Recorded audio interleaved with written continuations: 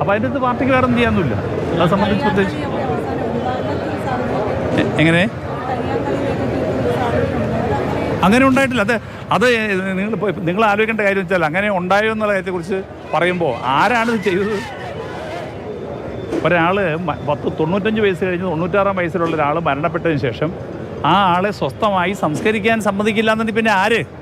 അവരുടെ 2 മക്കളും അവരുടെ അനിയന്മാരുടെ ലോറൻസ് സാറിൻ്റെ ജ്യേഷ്ഠൻ്റെ അനിയൻ്റെ മക്കളുടെ മക്കളും എല്ലാം കൂടി അവർ ഇടപെട്ട കാര്യത്തിൽ പിന്നെ മുദ്രാവാക്യം വിളിക്കും. ഞങ്ങൾ ഇങ്ങനെ മരണം പെട്ട് കഴിഞ്ഞ് ബോഡി എടുക്കാൻ നേരം നിങ്ങൾക്കെല്ലാം അറിയാവുന്ന സംഗതിയാണ്. മുദ്രാവാക്യം വിളിക്കുക എന്നുള്ളത് ശരി തന്നെയാണ്. അതിലിപ്പോൾ ഒരു വിരോധം പറയാൻ പറ്റില്ലല്ലോ. അത്രേ ഉള്ളൂ. ഞങ്ങളെ സംബന്ധിച്ചോളം ഇത് സ്വല്പം വേദന ഉണ്ടാക്കിയ കാര്യമാണ്. കാരണം ഞങ്ങളൊരിക്കലും പ്രതീക്ഷിക്കുന്നില്ല. നമുക്കെല്ലാവർക്കും മാതാപിതാക്കളുള്ളതാണ്. ആ മാതാപിതാക്കളെ ഇങ്ങനെ ഒരു അവസ്ഥയിലേക്ക് എത്തിക്കാൻ ഇടയായ കാര്യത്തിൽ പാർട്ടിക്ക് ദുഃഖമുണ്ട്.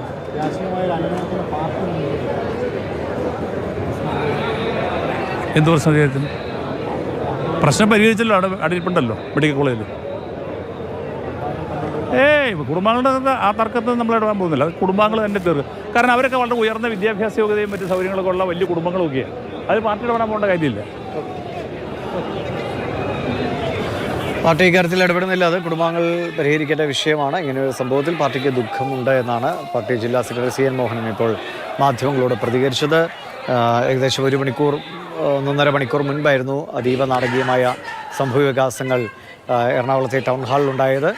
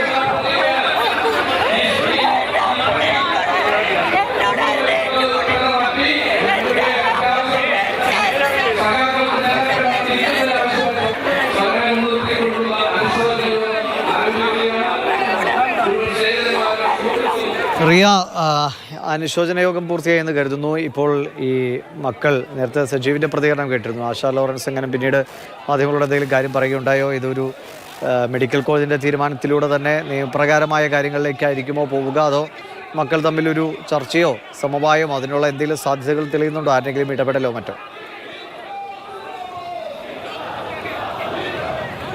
അത്തരമൊരു കാര്യത്തിൽ ഇതുവരെയും ആരും പ്രതികരിച്ചിട്ടില്ല. നേരത്തെ MM ലോറൻസിൻ്റെ മകൻ സജീവൻ സംസാരിച്ചിരുന്നു. അദ്ദേഹം പറഞ്ഞത് ആശയെ ചിലർ ബോധപൂർവം ഇവിടേക്ക് വിട്ടതാണ്. BJPയുടെ ചില ആശയങ്ങൾ അവർ പിന്തുടരുന്നുണ്ടായിരുന്നു. അതാണ് ഇവിടെയും ആവർത്തിച്ചതെന്നായിരുന്നു അദ്ദേഹം ആരോപിച്ചത്. എന്തെങ്കിലും തരത്തിൽ കോടതിയിലേക്ക് നീങ്ങുന്നുണ്ടോ എന്ന് ചോദിച്ചപ്പോൾ തങ്ങൾ കോടതിയെ സമീപിച്ചിട്ടില്ല, ആശയാണ് സമീപിച്ചത്. കോടതി എന്തെങ്കിലും ചോദ്യങ്ങൾ ഉന്നയിച്ചാൽ അതിന് മറുപടിയായി തങ്ങൾ നൽകുമെന്നതായിരുന്നു അദ്ദേഹം പ്രതികരിച്ചത്. അതുതന്നെയായിരുന്നു സജീവനും മറ്റൊരു മകളായ സുജാതയും കോടതിയെ അറിയിച്ചത്. MM ലോറൻസിൻ്റെ ആഗ്രഹപ്രകാരം കളമശ്ശേരി മെഡിക്കൽ കോളേജിന് മൃതദേഹം കൈമാറണമെന്നതായിരുന്നു അവർ കോടതിയെ രേഖാമൂലം അറിയിച്ചത്. ആ നിലപാടിൽ അവർ ഉറച്ചു നിൽക്കുകയാണ്. അതങ്ങനെ പോകട്ടെ എന്നതാണ് അവർ ആവർത്തിച്ച് പറയുന്നത്. ഇപ്പോൾ നേരത്തെ CPM എറണാകുളം ജില്ലാ സെക്രട്ടറി സംസാരിച്ചപ്പോൾ പറഞ്ഞത് ഈ വിഷയത്തിൽ പാർട്ടി ഒരു തരത്തിലും ഇടപെടുന്നില്ല. ഉണ്ടായ കയ്യാങ്കളിയിൽ പാർട്ടിക്ക് ബന്ധമില്ല. മുദ്രാവാക്യം വിളിക്കുക എന്നത് അവസാന നിമിഷം പാർട്ടി പ്രവർത്തകർക്ക്, പാർട്ടി നേതാക്കൾക്ക് തങ്ങൾ നൽകുന്ന ഒരു ആദരവാണ്. അതാണ് തങ്ങൾ ചെയ്യുന്നത്.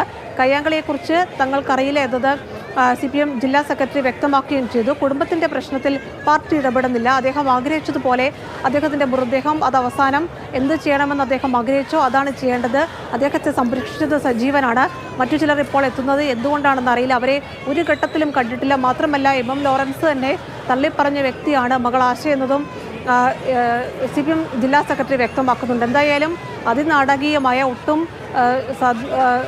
നമുക്ക് അതായത് നമ്മൾ പ്രതീക്ഷിക്കാത്ത തരത്തിലുള്ള രംഗങ്ങളായിരുന്നു സഖാവ് എം ലോറൻസിൻ്റെ അവസാന യാത്രയെ നിമിഷത്തിലുണ്ടായത്.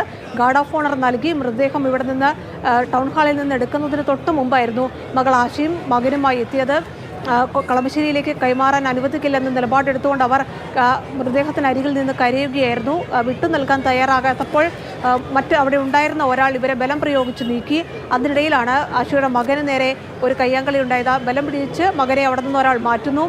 ആശ അവിടെ കുഴഞ്ഞു വീഴുന്നു. അത്തരം രംഗങ്ങളായിരുന്നു അവിടെ ഉണ്ടായത്. എന്തായാലും വനിതാ പോലീസ് എത്തിയാണ് അവിടെ നിന്ന് മാറ്റിയത്. അതിനിടയിൽ എം ലോറൻസിൻ്റെ മകൾ സുജാതയുടെ മകൻ കൂടി അവിടെ എത്തി ആശയും മകനെയും സ്ഥലത്ത് നിന്ന് മാറ്റിയതോടെയാണ് പ്രശ്നം അവസാനിച്ചത്. എന്തായാലും സഖാവ് എം ലോറൻസിൻ്റെ ജീവിതത്തിൽ ഏറ്റവും ഒടുവിൽ മക്കൾ രണ്ട് ആശ മറ്റൊരു രാഷ്ട്രീയ നിലപാട് സ്വീകരിച്ചിരുന്നു.